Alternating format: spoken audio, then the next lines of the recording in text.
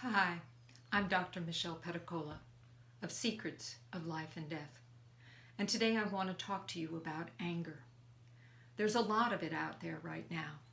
It's almost like it has been simmering under the surface for a long time, and periodically we get these flare-ups, big flare-ups, like the murder of this poor young man, George Floyd. It's a horrible experience.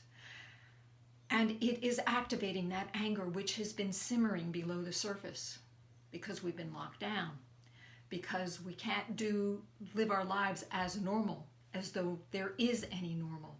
Actually, there hasn't been normal for a long time. But before you listen to me, let me tell you a little bit about myself so that you understand why you might be listening to me. I have been working with people through their emotions for over 30 years. I have a PhD in sociology and psychology, training in psychosomatics, and been working with people around grief and loss and people struggling with cancer for over 30 years. I used to work with emotionally disturbed adolescents. I did that for about 5 years. But more importantly, for almost 50 years of my life, I tamped down my emotions because I didn't feel that they were safe. So I know a lot about emotions. And what finally broke me through, well, one of them was that my husband left me. And then I got to understand what anger felt like. Let's begin by talking about some of the anger you may be feeling right now, and then what anger is all about and how you can channel it, transform it, and change it into gold, into something beautiful as opposed to something deadly. So first of all, what do you have to be angry about? Maybe you're angry about this murder. Maybe you are appalled that our culture could create such a thing. And you are angry about the system that has promoted that. And you feel frustrated and you don't know what to do. And you feel sorry and ashamed if you were a member of the white community and you feel somehow targeted for that. And you hurry onto Facebook and you sign your name, likes below our black brethren, sisters, to show support and maybe to alleviate some of your own guilt. In a sense, we are all guilty because we are all one. And the energy that activated that violence is the dark shadow. It's a part of ourselves that we need to face, and we need to recognize, and we need to address, and we need to heal. I know that is a big step, and yet I also know from my years of working with people, with children, that at the core, at the root of the anger that's going on right now is the emotional wounding of children living in circumstances that are out of their control, of families that do not have enough money, of parents that have also lived through emotional wounding. And we need to stop that now, here. We need to change the paradigm. And that's the work I do. I empower leaders and change makers like you, in particular women, but men who can stand in the same line, that understand that we can no longer live a life of individual selfishness, that we need to look towards the community, the whole. And that's why I am focusing on empowering women. So let's go back to the anger and how we can use that, not as a source, not as an activator for going down the dragon pit, but as a motivator for change in ourselves and changing the world. Because that's what I see. I see it as another sign and another impetus, another strike that says, time to change, time to wake up. And I know that process because for many years I ignored the messages from the universe telling me to wake up. I kept on adapting. The time of adaptation is over. It's time to take action. So let's look at anger. Anger is an emotion. It is probably one of the most powerful emotions. It is activated as part of our survival system. It's there to keep us alive. And it has very, very good aspects to it. It gets you to take action instead of freezing or running away. I used it one time, very successfully, when I was in graduate school, working on my MA project. And we were in Indianapolis, Indiana, doing a survey. We were staying in a somewhat flea-bitten hotel. And the last night I was there, sleeping in my bed, a little inebriated from a party, and I'm woken up by somebody opening the door to my hotel room. And immediately I went into anger. And I said, "What the hell are you doing here?" And I so startled the man in the doorway that he ran away. Now my roommate was frozen in fear, and she could not believe that that was my response. How could I respond that way? Because years ago my mother taught me that. Because I lived in New Jersey and I used to go to New York City. And there are a lot of sharks in New York. And if you don't learn the skill of channeling anger when you need it, you could die. You could get beaten up. You could get hurt. But the important thing to know about anger is that it is only supposed to be temporary. And when it gets stuck in your body, it actually does damage, like pouring battery acid in your organs. And so you need to release it. And I have seen on Facebook Live that a lot of people attempt to release that anger by making angry posts on Facebook. But what they don't realize is that when they do that, they are actually re-triggering the anger over and over and over again. Furthermore, they're spreading that anger to other people. Now that's fine if there is actually action to be taken.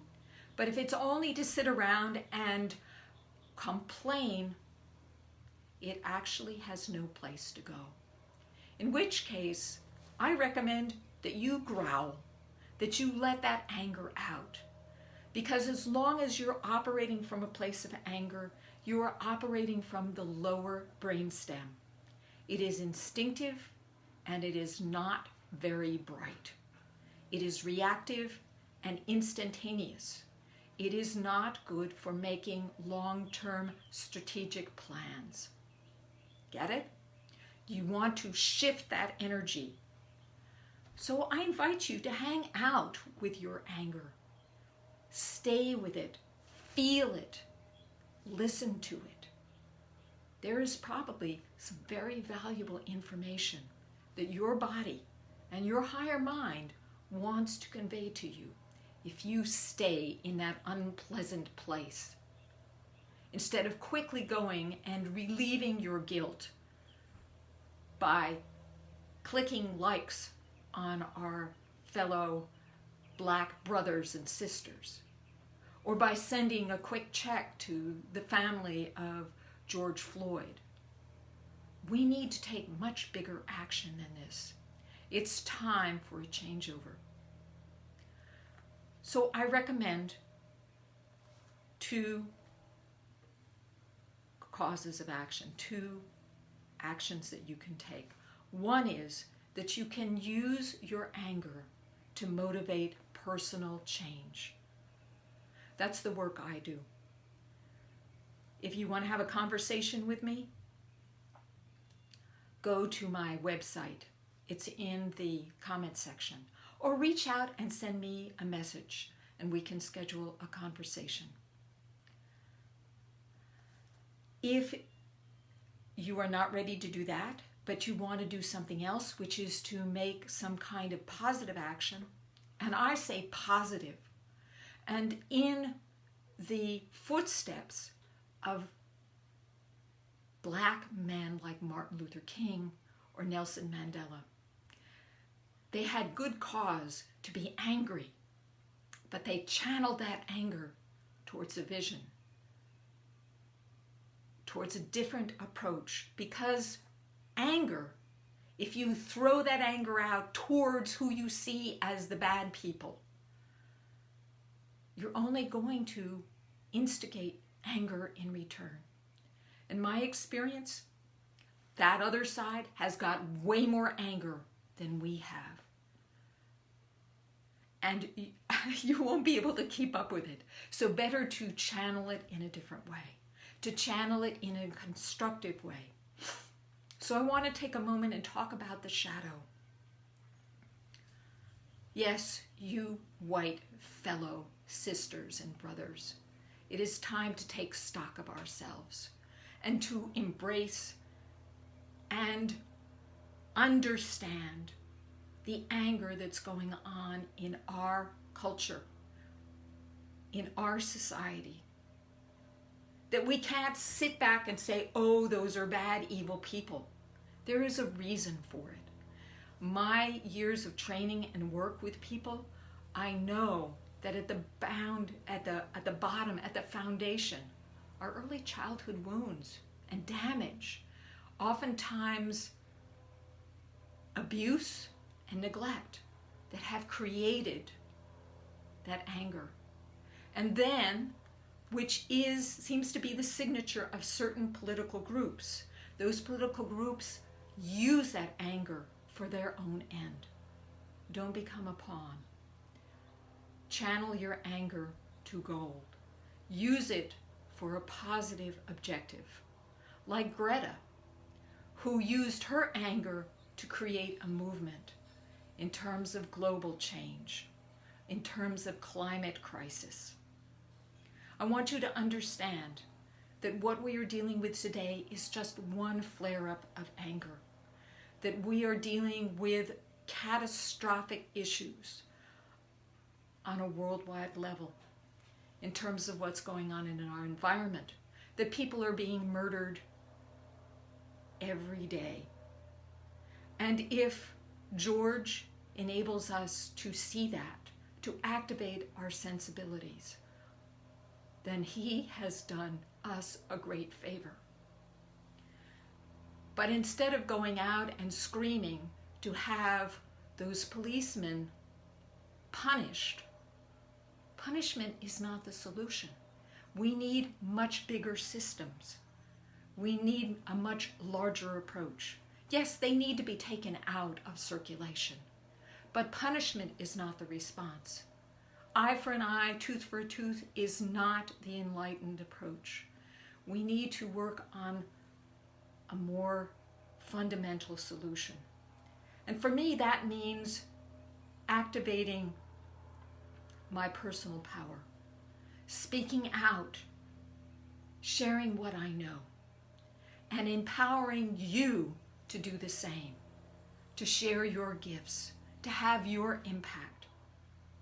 I believe that if each of us lives our purpose, we can transform this world together. Are you ready to step into your leadership? Are you ready to make a real difference instead of fuming and frantically cursing other people? So what can you do? Well, I say, reach out to me.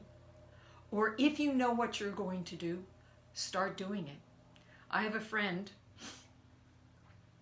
actually shared housing time with him. He used to work in the school system with emotionally disturbed youth. He used to share stories with us all the time about the children that he dealt with, how he would hold them so that they could calm down. And now he is working in a program that encourages people to listen to other people. That's why I was supporting Marianne Williamson when she was trying to get elected for the Democratic candidate for president, because she was the one person out there that was saying something different. She was talking about a world of peace. Instead of reacting anger for anger, violence for violence, she was saying, let's learn to listen. Let's find a different solution. And that, I believe, is what the women of the world have to offer, is a different approach. We need balance in this world. We need to change our approach. And women need to step into their leadership so that we have a voice, so that we can help to orchestrate that change.